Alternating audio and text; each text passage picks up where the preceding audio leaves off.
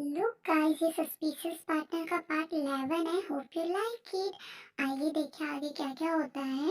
इस पार्ट में बोंगी को दिखाया जाता है जो जीव को मना कर रही होती है, और वो इसलिए भी मना कर रही होती है क्योंकि उसने जब वो युनसु से टकराई होती है तो उसने वही सॉन्ग सुना होता है।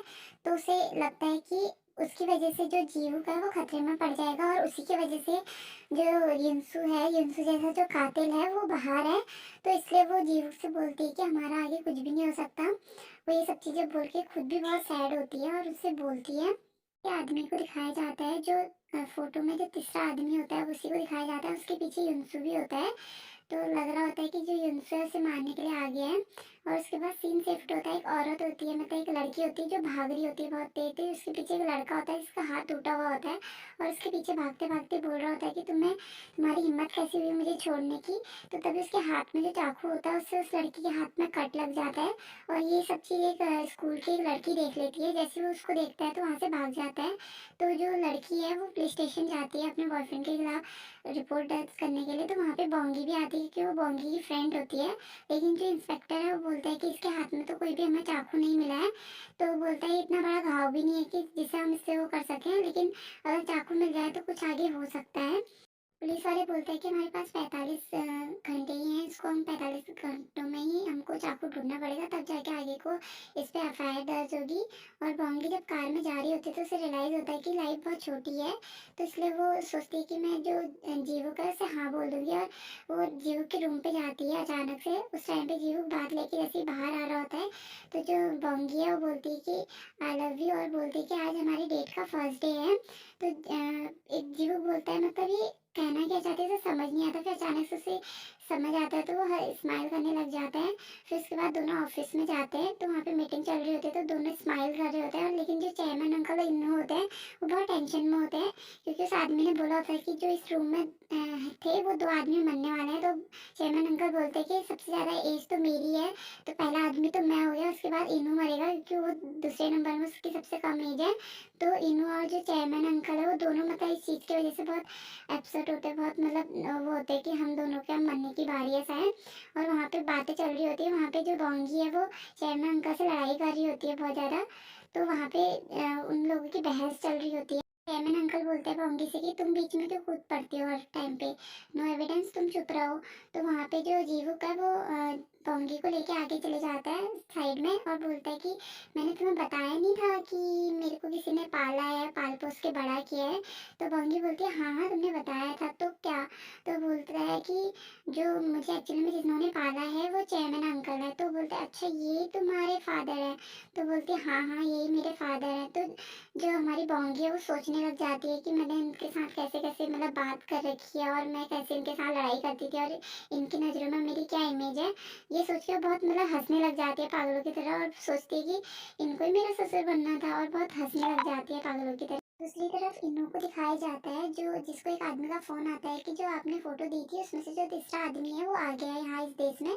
तो तभी जीवू जो इन्नू को बुला लेता है अपने पास, और इन्नू से बोलता है मैंने तुमसे मना किया था ना वहाँ पता लगाने के बारे में। तो इन्नू बोलता है मुझे कुछ पता चला है, तुम्हें जानना नहीं जानना है। तो बोलता है ठीक है बता दो, अब तुमने पता लगा ही लिया है तो बताता है कि मैं उसके कॉलेज गया था। उस टाइम का तो कोई रिकॉर्ड नहीं है, एक्चुअली ये सब लोग सीनियर थे उससे। लेकिन वहाँ पे रिकॉर्ड तो कुछ नहीं है, लेकिन जो तीसरा बंदा है, जो फोटो में तीसरा बंदा है, वो अब मिल चुका है, और वो यहाँ इस देश में आ चुका है। मेरे पास उसका एड्रेस है। फिर यूजिन का फोन आता है जो जीवुक को बता रही होती है कि जो टैंकी में हमको लाश मिली थी उसका नाम, तो जीवुक बोलता है उसका नाम गुजिन था ना। तो वो बोलती है कि तुम्हें कैसे पता उसका नाम गुजिन था। तो बोलता है कि मुझे पता है। फिर उसके बाद एक मीटिंग रखी जाती है जिसमें जीवुक बता रहा होता है कि जो 3 मर्डर हुए हैं अभी तक वो एक ही कातिल ने किए हैं, और किसी रिवेंज के चक्कर में किए हैं। और जो चाकू है वही चाकू से उसका मर्डर किया जा रहा है। तो वहाँ पे जो बोंगी है वो भी बताती है कि जो युनसु है जब उससे टकराया था तो उस वही गाना सुन रहा था जो उस दिन कातिल जो वेसल बजाता है वही वाला गाना वो भी सुन रहा था।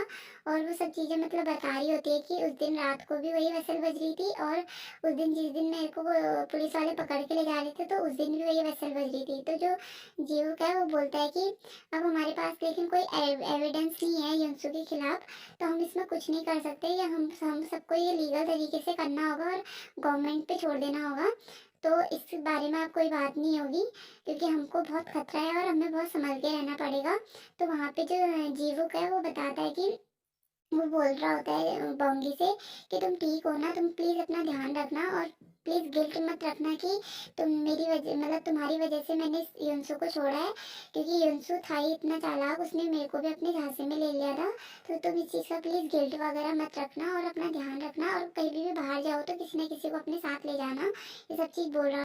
उसके बाद सीन शिफ्ट होता है और वहाँ पे युनजी को दिखाया जाता है, जिससे मिलने के लिए लॉयर जी आए होते हैं। तो युनजी युनजी से बोल रहा होता है कि जो मतलब एक्चुअली में जो मर्डरर है वो युनसु पे पूरे जो सबूत है वो युनसु के खिलाफ है।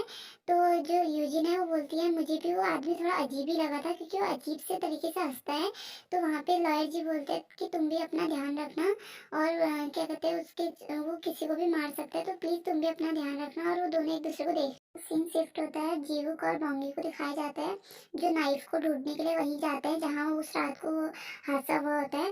वो नाइफ को ढूंढने के चक्कर में पूरा कूड़ा, पूरा जो बाथरूम की सिंक वगैरह हर चीज़ को चेक करते हैं, तो उसकी वजह से उनके अंदर से बहुत स्मेल आ रही होती है। तो लॉयर जी और जो इनो है वो बोलते हैं प्लीज़ तुम दोनों पहले नहा के आओ, तुम पे से बहुत गंदी बदबू आ रही है। तो जैसे नहाने के बाद वहाँ पे जो जीवुक है वो चाय बनाने के लिए आता है। तो वहाँ पे जो भोंगी है उसे बोलती है कि आज हमने बहुत काम किया है ना। तो अचानक से वो जो जीवुक है उसको किस कर लेती है, और किस करने के बाद दोनों बाहर आते हैं। वहाँ पे जो भोंगी है वो एकदम शर्माते हुए अपने रूम पे चली जाती है, और जो जीवुक है एकदम ऐसे रिएक्ट कर रहा होता है कि अजीब सा। तो दोनों समझ जाते हैं। फिर सीन शिफ्ट होता है और वहाँ पे लॉयर जी बोलते हैं मैं सोशल मीडिया का यूज़ करूँगा उस स्कूल गर्ल को ढूंढने के लिए। तो उन दोनों का सोशल मीडिया अकाउंट ही नहीं होता। तो जो लॉयर जी हैं वो उन दोनों का सोशल मीडिया अकाउंट ओपन करके देते हैं। वो एक दूसरे के फोटो में हार्ट शेप भेज के बहुत खुश हो रहे होते हैं, और लॉयर जी बेचारे अपने आप को हार्ट शेप दे के बोलते हैं कि मेरे को अपने खुद को ही देना पड़ेगा। और वो दोनों मतलब फर्स्ट टाइम एकदम सोशल मीडिया यूज़ कर रहे होते हैं, तो एकदम खुश हो रहे होते हैं। वहाँ पे जो हमारे लॉयर जी हैं वो स्कूल में गए होते हैं उस लड़की को ढूंढने के लिए, और ये बात वो भोंगी को बताते हैं। तो जैसे वो भोंगी को बताते हैं तो भोंगी उनकी तारीफ कर रही होती है कि लॉयर जी कितनी हेल्पफुल है, मेरी कितनी हेल्प करते हैं। तो जो जीवू का वो एकदम चिढ़ जाता है और जेलसी के मारे बोलता है मैं भी तो तुम्हारी हेल्प करता हूँ ना। आ जाता है इन्हों को उसी आदमी का फोन आता है, वो बताता है कि जो वो फोटो में तीसरा आदमी है उसका एड्रेस मिल गया है। तो इन्हों वहाँ पे जीवू को फोन करके बताता है कि वो आदमी मिल चुका है, मैं उसके पास जा रहा हूँ। तो वहाँ पे बोंगी बताती है कि तुम्हें इन्हों के पास इन्हों सर के पास जाना चाहिए, मैं तो चले जाऊंगी। तो उसे हक हक करती है और वहाँ पे से चली जाती है। एक्चुअली वो अपनी उसी फ्रेंड के पास आई होती है जिसको वहाँ पे उसके बॉयफ्रेंड ने कट मारा होता है।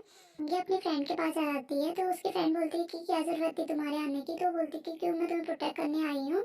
वहाँ पे जो लॉयर जी हैं लॉयर जी ऐसे फ़ोन पे बात कर रही होती है कि मुझे वो लड़की मिल गई है। तो वो लड़की से बोल रहे होते हैं कि प्लीज़ मुझसे 5 मिनट बात कर लो। तो वो लड़की बोल रही होती है ठीक है मैं तुमसे 5 मिनट बात कर सकती हूँ। तो वहाँ पे उसी लड़के को दिखाया जाता है जिसने उस बोंगी की फ्रेंड को मारा होता है। तो वो बता रहा होता है कि मेरे को 48 आवर्स हो गए, तो पुलिस वाले से छोड़ देते हैं। फिर वहाँ पे लॉयर जी उस लड़की को मनाते, तो लड़की बोलती है कि मैं नहीं बता सकती क्योंकि उस दिन मैंने स्कूल बंक किया, अगर मैं ये बताऊंगी तो मेरी माँ को पता चल जाएगा।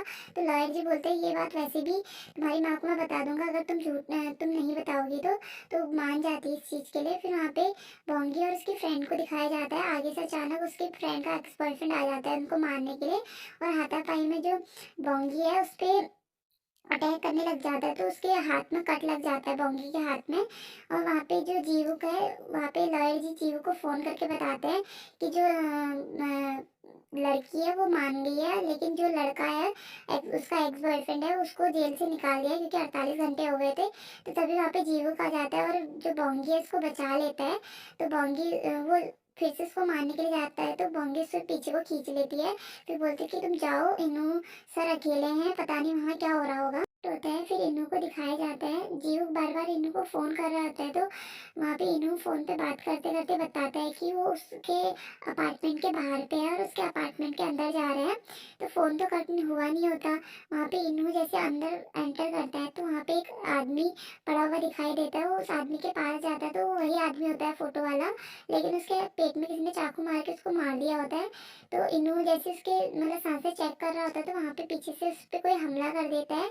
तो वहाँ पे की बहुत लड़ाई होती है आपस में। तो वहाँ पे जो लड़ाई हो रही होती है उसकी जो आवाज़ें हैं वो जीव को सुनाई दे रही होती है वहाँ पे, वो और घबरा जाता है, ये सब चीज़ें आवाज़ें सुन के वो बहुत घबरा जाता है। वहाँ पे एक जो कातिल है, जो इनू सर होते हैं, उनके पेट में चाकू मार देता है और चाकू मार के वहाँ से चले जाता है। और जीव बहुत परेशान होता है ये सब चीज़ें देख के, वो फटाफट वहाँ जाने की सोचता है। तो जैसे ही वो वहाँ पे पहुँचता है तो अंदर जैसे ही दरवाज़ा ओपन करता है तो वहाँ पे जो दो लाशें पड़ी होती हैं और वहाँ पे जो इन्नू होता है उनको उनकी सांसें चल तो रही होती है लेकिन उनके पेट में पूरे चाकू वाकू मार लिया होता है, जिसकी वजह से जो हमारा जो जीव का एकदम टूट जाता है और एकदम परेशान हो जाता है। और इन्नू की थोड़ी बहुत सांसें चल रही होती हैं लेकिन उसके पेट में बहुत गंदे तरह से उसका खून भरा हुआ होता है।